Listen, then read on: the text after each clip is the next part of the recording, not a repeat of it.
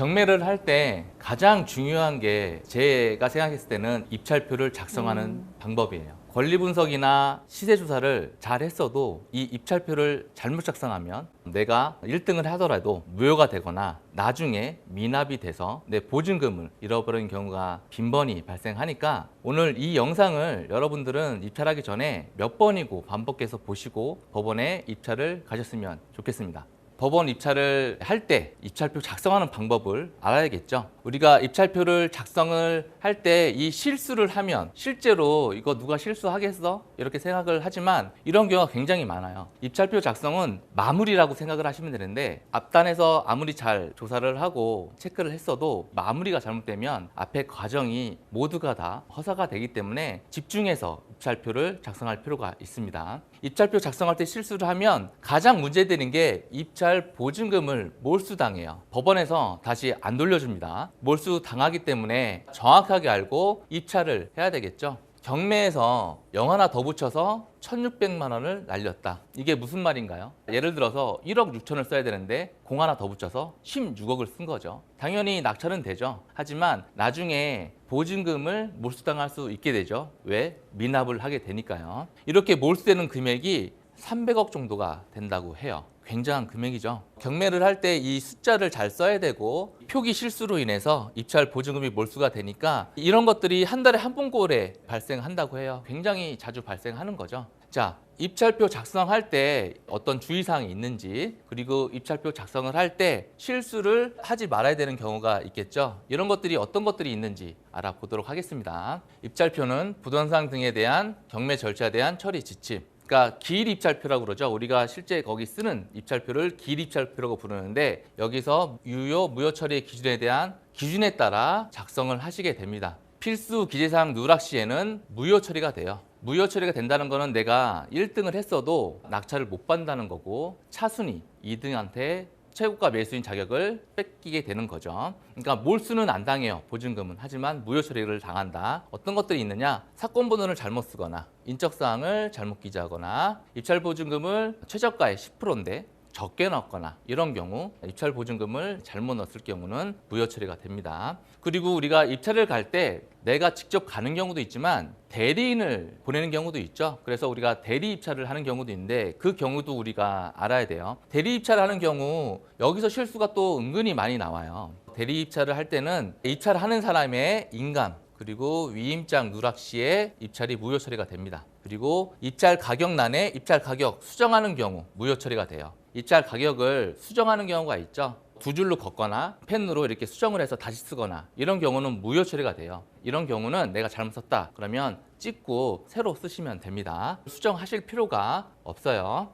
사례를 한번 볼게요. 입찰가 금액을 잘못 써서 보증금을 몰수당하는 사례, 이런 사례가 실제 경매 사례에 되게 빈번하게 우리가 볼 수 있어요. 화성에 있는 아파트인데 최저가가 2억 7,510만 원까지 유찰이 된 거예요. 20명이 들어왔죠. 되게 인기가 있던 아파트예요. 근데 결과는 미납을 했어요. 왜 미납을 했을까? 미납하는 사례들은 여러 가지가 있지만 내가 시세보다 높게 받았거나 권리 분석을 잘못해서 나중에 미납하는 경우도 있지만 이렇게 금액을 잘못 써서 미납하는 경우도 있습니다. 그러니까 이분은 공을 하나 더 쓰신 거예요. 3억 1,690만 원 정도 쓰시려고 했는데 31억 정도를 쓰신 거죠. 그러니까 이분은 미납을 하신 거예요. 그래서 요때니까 2억 7,500만 원 정도, 보증금이 2,750만 원 정도의 보증금을 넣어서 미납을 했으니까 이 금액을 몰수당하는 거죠. 그래서 앞서 얘기한 사례대로 이런 경우들이 굉장히 많으니까 우리는 입찰을 할 때 주의해서 써야 된다 이렇게 생각을 하시면 됩니다. 내가 낙찰을 받는 것도 중요하지만 받아서 수익을 내는 것도 굉장히 중요해요. 하지만 결국에는 내 돈을 잃어버리면 경매에 투자하는 이유가 없는 거예요. 그래서 이 두 가지, 내가 입찰할 때가 있고 대리인이 입찰할 때가 있어요. 먼저 내가 입찰할 때 신분증은 당연히 가져가야겠죠. 그리고 도장, 막도장도 상관없습니다. 인감도장, 막도장도 상관없고 도장이 없다, 지장도 괜찮아요. 그리고 제일 중요한 거, 입찰보증금은 꼭 챙겨야 되겠죠. 입찰보증금은 더 넣어도 되지만 덜 넣으면 그거는 무효 처리 당합니다. 그리고 대리인이 입찰할 때 내가 누구를 대신 보낼 때, 그럴 때는 또 챙겨야 되는 것들이 몇 가지가 있어요. 그때는 입찰하는 사람의 인감증명서하고 인감도장. 이 인감도장은 인감증명서에 찍힌 인감도장을 주셔야 돼요. 그게 다르면 그것도 무효 처리 당합니다. 그리고 위임장. 위임장은 법원에 입찰기표 뒤쪽에 있으니까 따로 준비를 안 하셔도 됩니다. 그리고 해당 법원에 가는 사람, 대리인이겠죠. 그 대리인의 신분증, 도장이 있어야 돼요. 대리인은 막도장이어도 돼요. 그리고 중요한 입찰 보증금, 이렇게 챙겨가시면 되는 거예요. 법원에 가면 이렇게 입찰 봉투하고 기일입찰표, 그다음에 보증금을 넣는 봉투가 있어요. 요거를 하나씩 받아서 입찰표를 쓰시게 되는데, 이 입찰 봉투표에 보면 이렇게 제출자라고 있습니다. 그리고 입찰자, 대리인 이렇게 있어요. 만약에 내 물건에 혼자 가서 입찰을 한다 그러면 입찰자의 내 이름만 쓰고 도장만 찍으면 됩니다. 그리고 만약에 내가 대리인을 보냈다 그러면 여기에 하나 더 쓰시면 돼요. 현장에 간 대리인 이름 쓰고 대리인의 도장을 찍으면 됩니다. 여기까지는 어렵지 않죠. 그리고 이 봉투를 뒤를 돌리면 이런 식으로 나와요. 여기에 경매에 대한 사건 번호를 적고요. 법원마다 다른데 인이라고 돼 있는 법원도 있고 그게 없는 법원도 있습니다. 인이라고 돼 있으면 무조건 도장을 뒤에 찍으시면 돼요. 그러니까 앞에 쓰시고 뒤를 돌려서 사건 번호 쓰시고 도장을 인이라고 돼 있으면 찍으시면 됩니다. 그리고 이게 매수 신청 보증금 봉투예요. 여기에다가 입찰 보증금을 넣는 거죠. 입찰 보증금을 여기에 넣고 여기에 사건 번호를 쓰시게 됩니다. 그 다음에 여기에 내가 직접 입찰을 간다 그러면 제 이름만 쓰고 도장 찍으면 되겠죠. 근데 누구를 대신 보낸다, 대리인이 간다 그러면 대리인 이름을 쓰고 대리인 도장을 찍으면 됩니다. 여기서 사건 번호나 이런 것들이 잘못 써지면 무효 처리 당하니까 사건 번호 쓰실 때 꼼꼼하게 몇 번 체크를 해서 쓰시면 됩니다. 제일 중요한 기일입찰표, 여기서 실수가 많이 나와요. 여기에 이제 어떤 법원인지, 남부 법원이면 남부, 북부 법원이면 북부 법원 이름 쓰시고 입찰하는 해당 날짜 쓰시면 됩니다. 그리고 사건 번호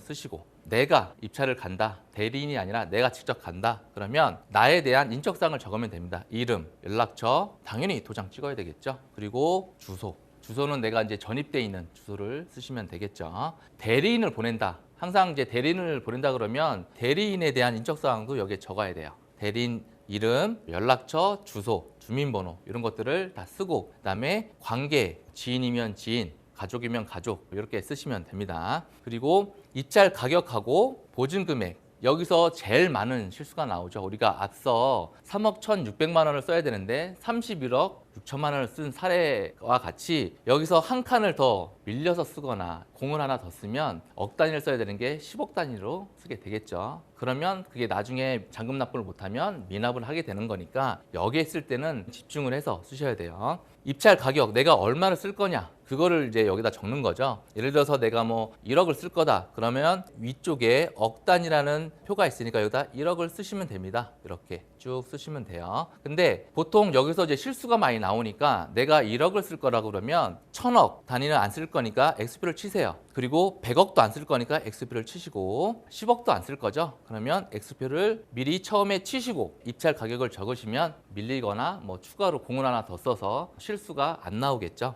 그리고 이 밑에 현금 자기압수표 여기에 이렇게 체크박스를 합니다. 이게 이제 보증금 제공 방법이니까 내가 수표로 제출한 거니까 여기에 체크를 하시면 되고 보증금액 우리가 경매 정보지를 보면 최저가의 10%가 보통 보증금액인데 미납사건이 같은 경우는 특별 매각 조건이라고 해서 10%가 아니라 20%로 되는 경우도 있어요. 내가 입찰하는 물건의 보증금이 얼마인지 체크를 하시고 입찰을 하셔야 돼요. 당연히 뭐 10%겠지 했다가 나중에 봤더니 20%일 수도 있으니까 그 부분은 체크를 하시고 입찰표에 적으셔야 됩니다. 보증금액도 예를 들어서 1,000만 원이다. 그러면 여기가 1,000만 원 단위니까 이렇게 1,000만 원 쓰시면 되는데 입찰 가격 쓸 때와 마찬가지로 100억 안 쓸 거니까 X, 10억 안 쓸 거니까 X, 억 안 쓸 거니까 X. 미리 X를 쳐놓고 쓰시면 절대 밀릴 일이 없겠죠. 이 부분을 꼭 기억하시고 입찰표를 쓰실 때 실수 없이 쓰셨으면 좋겠습니다. 그리고 요 밑에 본인 또는 대리인, 내가 직접 갔다. 그럼 내 이름 쓰고 도장을 찍으면 되지만 대리인이 갔다. 누구를 대신을 보냈다. 그러면 거기 현장에 간 대리인 이름을 쓰고 그 대리인의 도장을 찍으시면 됩니다. 하나가 더 있죠. 대리인이 갔을 때 위임장을 쓴다고 했잖아요. 아까 그 기일 입찰표를 뒤집어 보면 이렇게 위임장이 나와 있습니다. 이 위임장을 한 번 더 쓰셔야 돼요. 대리 입찰을 갔을 때요. 내가 직접 갔을 때는 안 써도 됩니다. 대리인이 갔을 때 이 대리인에 대한 정보를 한 번 더 적어야 돼요. 이름, 직업, 주민번호, 연락처, 주소 이런 것들을 적고 그다음에 여기에 이제 사건번호를 적는 거죠. 그리고 어떤 법원이냐 이렇게 적고 그리고 내가 대리인을 보냈으니까 내가 직접 안 갔지만 내 이름으로 받을 거잖아요. 그러면 여기에 실제 입찰하는 사람의 정보를 한 번 더 적어주시면 돼요.